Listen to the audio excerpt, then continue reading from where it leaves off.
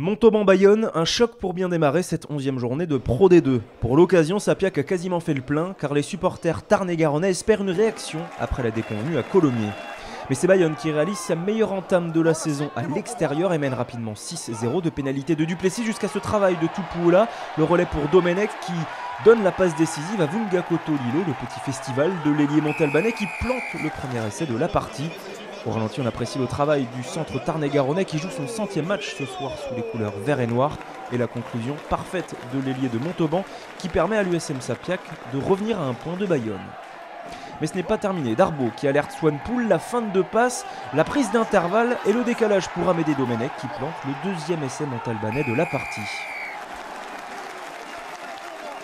Au ralenti, on voit le leurre du pilier tarn-et-garonnais. Est-ce un leurre, est-ce un écran? En tout cas, monsieur l'arbitre accorde l'essai à Amédée Domenech et Montauban mène 12-6. Mais ce n'est pas terminé. Regardez bien cette action magnifique, somptueuse des joueurs de Montauban. C'est un lancement parfait. On répète ses gammes et en bout de ligne, Bosviel qui décale Vunga Koto-Lilo qui se défait des derniers défenseurs pour le troisième essai de Montauban, celui du bonus offensif.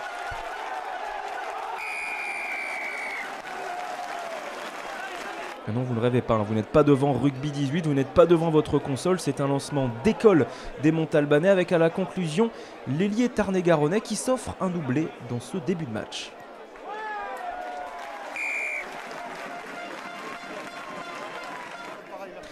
Pépé Lafont a eu raison de ne pas s'affoler, même si sur la fin de cette première période, les Bayonnais réagissent avec Greg Arganez qui s'extirpe de ce maul.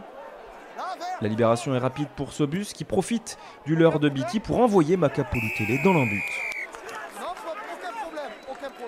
Un joli travail du talonneur basque qui n'était pas tenu, qui avait le droit de se relever, de grappiller quelques mètres supplémentaires. La puissance du jeune espoir bayonnais fait ensuite la différence.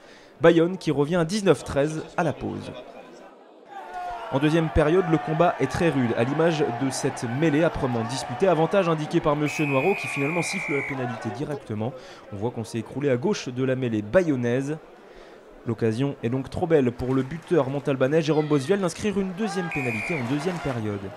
25-13, mais Bayonne réagit et réalise un finish tonitruant. Montauban est à 14 contre 15, carton jaune pour Agnesi et essai de Peyo Muscarditz.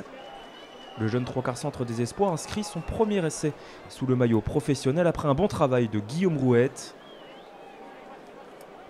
25-18, la transformation est importante pour Bayonne, elle est réussie par Vili Duplessis. Elle permet aux Bayonnais de décrocher le point de bonus défensif. Mais c'est bien Montauban qui s'impose 25-20 et signe une 9e victoire consécutive à Sapiac.